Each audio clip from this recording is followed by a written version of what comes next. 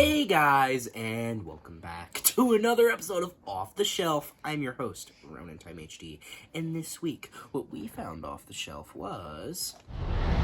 It's always the same, and it's always different. Ain't that right? Sure, it's good to talk to you, Henry. You're not judgmental or anything like that. Open your eyes, Otis. Look at the world. It's either you or them. Did I stutter? Give me the $50 and get out! Don't do that, Otis. She's your sister.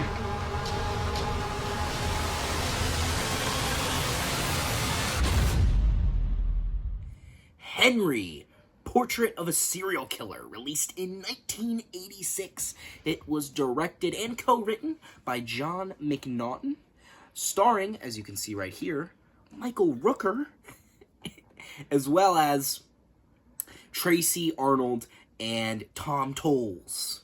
I believe that's how you say his name. This film is a horror, psychological a little bit, character study of the titular Henry, and also kind of just a transportation into the mind of a serial killer. Literally, the portrait of a serial killer, right? This title is very fitting. You get exactly what you expect, right? And this film was loosely based off of the confession killer Henry Lee Lucas and his accomplice Otis Toole, which, by the way, but this film is in no way a film about Henry Lee Lucas directly. It is simply inspired by him, and the two leads share the same names as, the two accomplices who went on a killing spree in, the 70s and 60s. However, as I said, this film is different, and I think a lot of the deviations start with Henry himself. Yes, he shares the same name as Henry Lee Lucas, but I think he's different in a few regards, and actually some pretty major regards. Henry Lee Lucas, obviously every serial killer is a degenerate, right? But I think they're all degenerates in different ways, or they deviate from being different kinds of degenerates, right? So Henry Lee Lucas was a deviant, a sexual deviant to be specific. He would often do unpleasant things to the body after the deed was done. But in the movie, Henry seemed very abrasive. He seemed very anti, intimacy whatsoever. He didn't like sex. He didn't like really any of that. All of that was very touchy with him. He didn't like it. So that's also the first big deviation. And also the second deviation is it seems like Henry Lee Lucas had, the philosophy of Henry in this movie is he seems to be a little smarter about it. So if he kills somebody, let's say an example. Say he shoots somebody, right? He kills somebody with a gun. The next time he kills somebody, he's not going to use that same gun, and he's probably not going to shoot somebody. He's going to, stab him, or strangle him, or drown him, kill him in a different way so that it doesn't look like a pattern, right? Maybe when they're done, he'll cut up the body, maybe the other one he won't, right? He does it differently so that it looks like they're just different random killings, right? So there's no pattern. So that's easier to trace. But the real Henry Lee Lucas, he did it more in a pattern. He would kill them in the same way, and of course he would do some things to the body afterwards. He did that pretty much every time. So yes, it was much more traceable. But I guess another thing is that the Henry in this movie seems very antisocial, right? He seems to be just doesn't want to talk to people, right? He just isn't a people person. And neither was the real Henry Lee Lucas, but I think the difference between the real Henry and the fake Henry was that the real Henry loved attention. He loved it, right? So that's why he confessed to murdering 600 people, and that's why he's called the fucking confession killer. Because he's if you did him a favor, right? He'd be like, oh yeah, by the way, I killed that person that you're investigating. Yeah, that was me.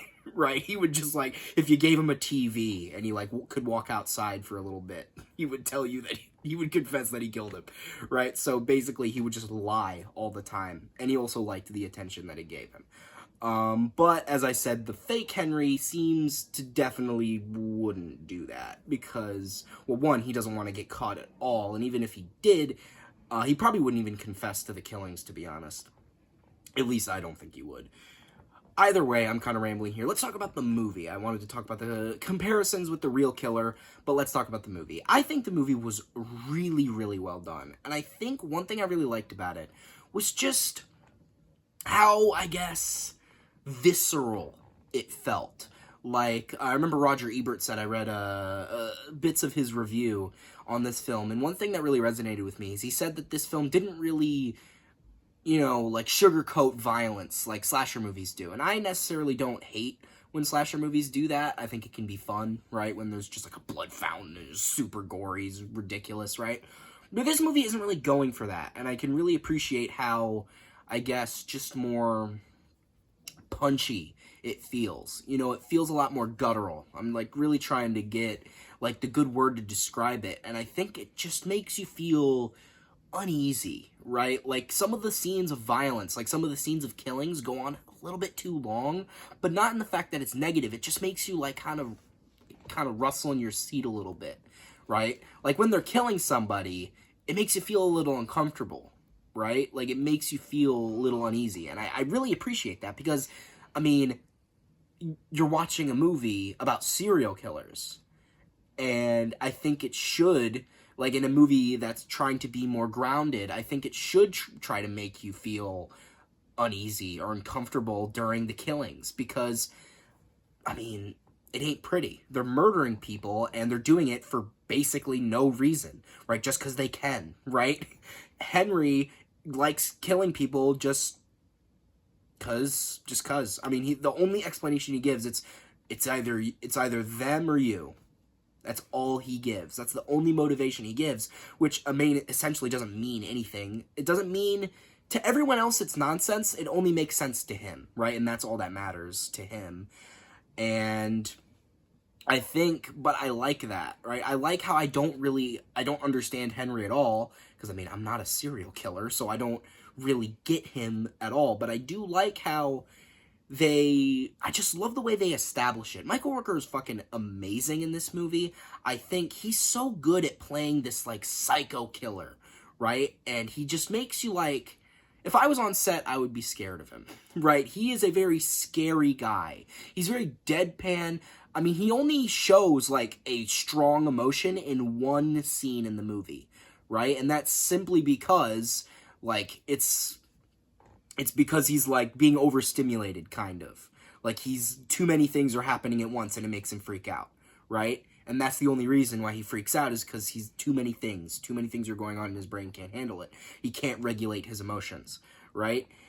But for the rest of the movie, he's literally just, there's nothing there, right? He's just gone the whole movie. Like, I guarantee, he's, like, most of the time he's just staring off into nothing, right? And I think even when he's looking at somebody, it doesn't even look like he's listening to them. It just looks like he's kind of blankly staring at them, which I really like, because it just seems like he's not all there. And I love that. And I just love the subtleties of Michael Rooker's performance in this. Excellent job. And especially since this was his first movie, dude, he was fucking... If I saw this movie when it came out, which obviously I didn't, it was 20 years before I was born, but hypothetically, if I did, I'd be like, man, this Michael Rooker guy, he's really got something going, and he did. He was in a lot of great movies, so I'm glad that this movie, I think, really, in my opinion, I think this movie was a great way to jumpstart his career. This is an excellent debut, is essentially what I'm saying. Amazing debut. Either way, and I'm not just going to say, I'm not just going to praise Michael Rooker. I think Tom Tolles, which I believe is how you say his name, I think he was really good as Otis, as this, so, like, Henry sucks. Well, not sucks, he's a great character, but he's a bad person, right? Like, you're not necessarily rooting for him, because he is senselessly murdering innocent people, right? Not really a hero. But Otis is so vile and terrible and annoying and disgusting that you end up rooting for Henry to murder him, right? Like, when Henry finally murders him, you're happy about it, because Otis was that bad. He somehow made a serial killer look good, right? He was so evil that he made evil not seem as evil, Right, you know, and I think that also is a tribute not just to how disgusting his character is, but also to the performance of Tom Tolles, that, like, greasy comb-over he had, that disgusting, like, fucking unbrushed, rotten buck teeth that he had. Like, he just looked like somebody, he just looked vile. And he acted like it. He would go, he would, like, laugh really weird. He just seemed like a really weird and off-putting guy. Now, and Henry did too, but in a different way. As I said, he was deadpan, wasn't all there. He would just kind of stare off. But I feel like he was better at putting on, like a mask, right? He's better as just coming off as, like, a shy guy, right? Like, if I met him on the street, I probably wouldn't think of anything of it other than he probably just was a little shy. But Otis, I'm like, that guy's fucking weird. Like, I don't want to talk to that guy. That guy's a weirdo, right? And that also, when Otis becomes a serial killer, you can clearly tell, even when they're both killers, you can see their personalities in their killings, right? Henry, even when he's killing people, doesn't really show emotion. Doesn't really seem to care all too much. I mean, yeah, he is rage, right? Because pretty much the only emotion, like, strong emotion he's capable of feeling is primal rage, right? So that's when he, like, strangles people or just straight up, they just murders them in any way. But when Otis kills people, he's, like, laughing, having a great time, you know, just, like, being, like a bumpkin, right? Just being an idiot, basically, while murdering someone. He's just having the time of his life, right? And he's way more sloppy, because then they get, like, a camcorder from a dude that they killed because he was an asshole, right? And by the way, I'm just going to say, I don't advocate for murder, right? It's a great way to start a sentence. I don't advocate for murder, but this guy kind of had it coming. Like, this guy was illegally selling TVs, right? And, like, that he stole, right? He had stolen these TVs and he was selling them. And Otis and Henry came in and they wanted to buy something, but then, like, they thought they were too expensive. So then they were like, oh man, yeah, we were looking for a color TV, but that was too expensive. So they were going to go to leave. And then he just started berating them for no reason other than to be an asshole, right? Like, they were about to turn around and leave. Like, they had no intentions of killing this guy. But then he just started, like, laying into them for basically no reason. Like, even if they weren't serial killers, like, they could have just walked outside, called the cops, been like, hey, this guy's illegally selling TVs here. Bust his ass. Like, not a very smart move. Like, he had it coming. I'm just saying, he was a dick. I'm not saying that every asshole needs to be murdered, I'm just saying he was kind of asking for it. But, going back a second, I was talking about Otis and how Otis was so bad he made Henry look good in comparison. Going back to the real Henry Lee Lucas, Otis Toole, who was his right-hand man and supposed lover, from what I heard, there was an interview, like a documentary that I watched that was about Henry Lee Lucas, and he was in prison and they were interviewing him, and he was like, yeah, Otis, that guy was fucking crazy. That guy was sick in the head, right? He was basically saying how deranged Otis was when Henry was a deranged serial killer himself. So how sick do you have to be for a deranged serial killer to be like, this guy's fucking crazy? Like, I'm just saying, how fucking loose do you have to be? I think that's just crazy to me. And it also resonates inside the film that Otis is so much more deranged than Henry and is so much more evil than him. And Henry's already evil and deranged himself. But Otis is just on another level.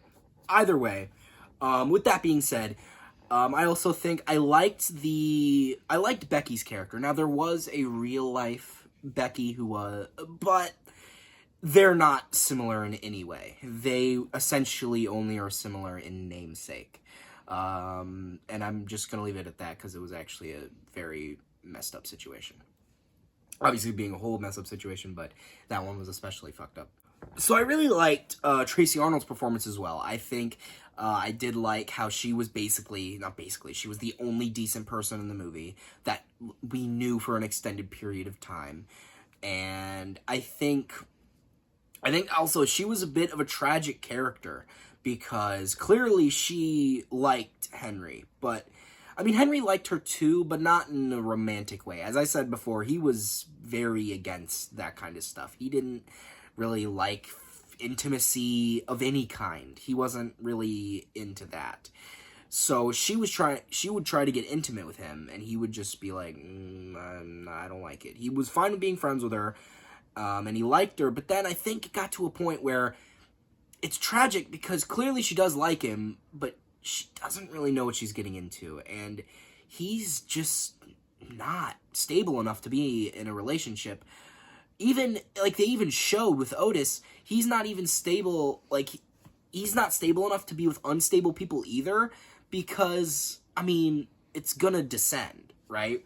Like, you can't balance it out with two unstable people, because they're gonna turn on each other eventually, right? And you can't try to, like, put it off kilter with a stable person and unstable person, because who's to say they won't turn on each other, with the stable person maybe growing a conscience or learning something, or the unstable person just deciding that they don't want to be with them anymore. And that's what I say. I think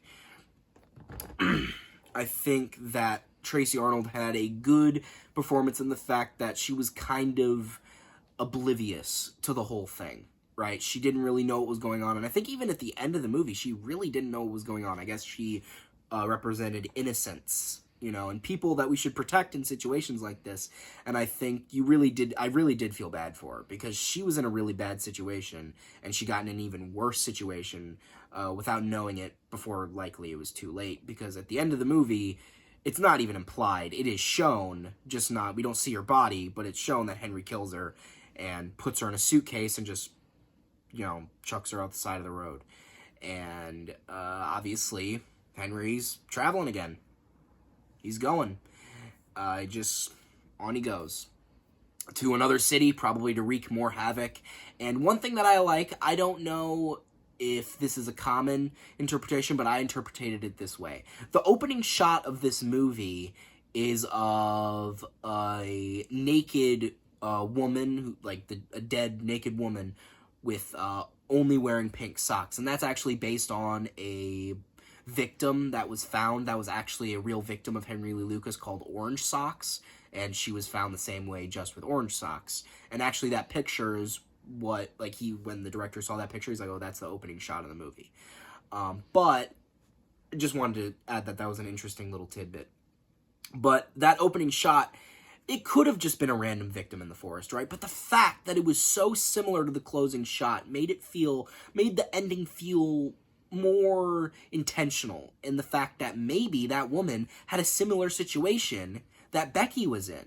Maybe she was trying to get close with him, and maybe he just didn't want it, and he killed her in the middle of the forest, where I think that at least I interpreted the implication that she could have been in a similar situation that Becky was in, and that he just keeps doing this everywhere he goes. Right? Like, at the beginning of the movie, they showed so many victims, right? And those victims might not even be in Chicago, where the movie takes place, right?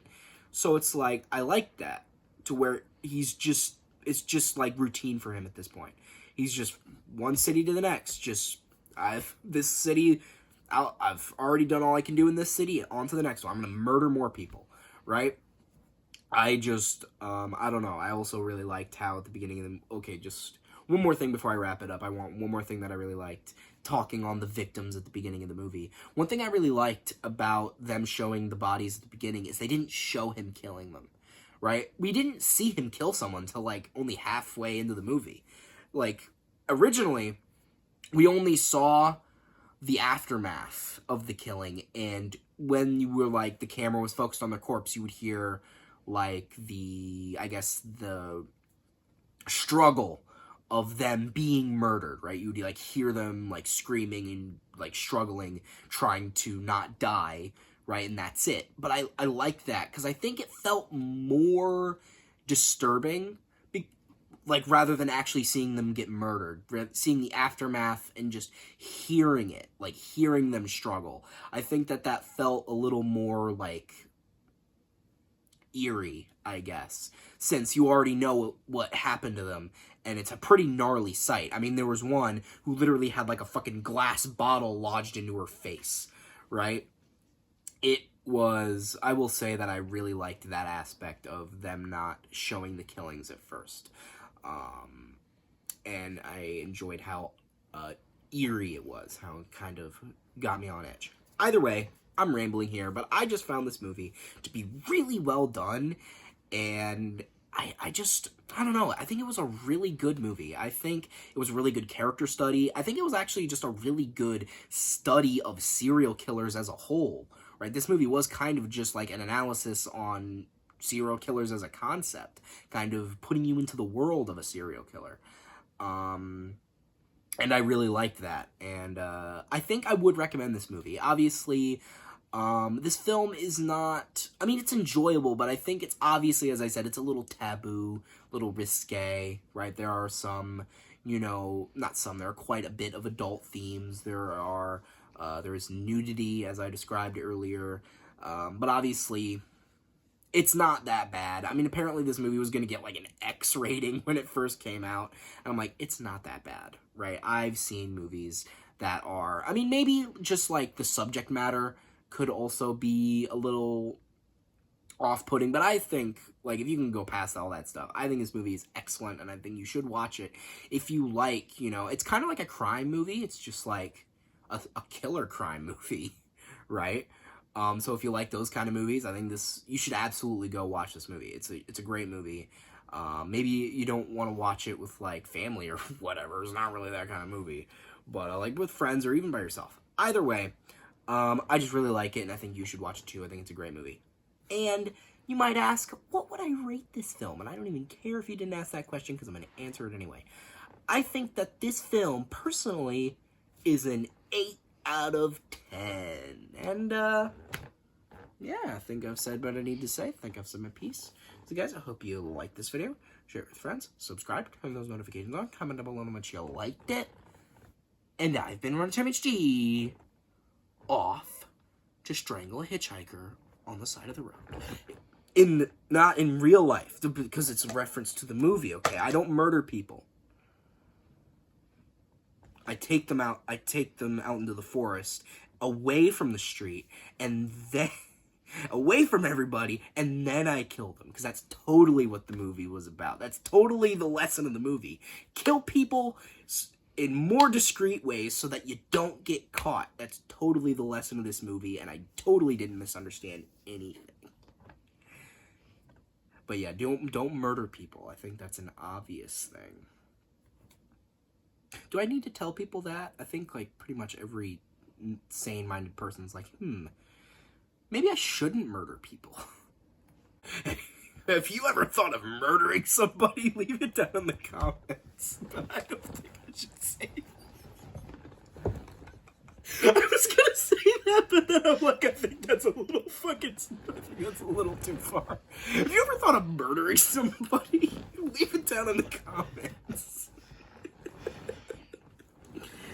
Oh, I'm not for real about that.